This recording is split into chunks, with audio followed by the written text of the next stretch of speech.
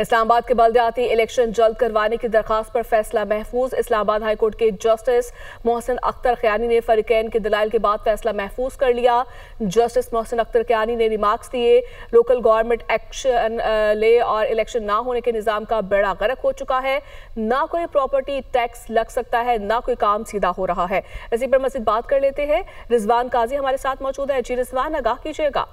जी, Islamabad high court ने आज इस्लामाबाद में बल्दियाती इलेक्शन जल्द करवाने की दरख्वास्त पर फैसला महफूज कर दिया और दौरान समात जस्टिस मोहसिन अख्तर क़यानी ने असिस्टेंट अटार्नी जनरल और इलेक्शन कमीशन के डीजी लॉ से कहा कि लोकल गवर्नमेंट इलेक्शन ना होने से निजाम का बेड़ा गर्क हो गया है। ना कोई प्रॉपर्टी टैक्स लग सकता है, ना कोई सीधा काम हो रहा है। बल्दियाती इलेक्शन से मुतल्लिक मुसलसल अदालतों के फैसलों की खिलाफ वर्जी हो रही है।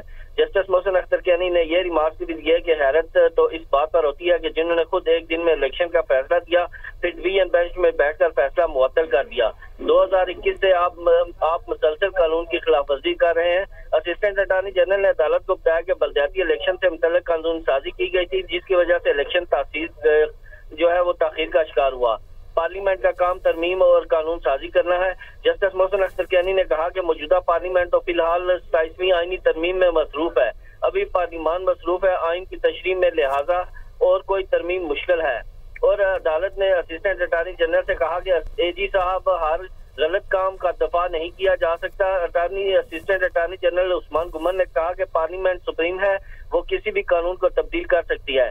जस्टिस मोहसिन अख्तर क़यानी ने कहा कि जब गलत कानून बनते हैं तो बाद में इन्हें सगीर के सिफर के पर वापस लाना होता है। जिस कानून में गलतियां बहुत हुई हैं, इसे वापस लाने में वक्त लगता है। और इलेक्शन कमीशन के वकील ने बल्दियाती इलेक्शन से मुतल्लिक हुकूमती तरमीम का दफा नहीं किया।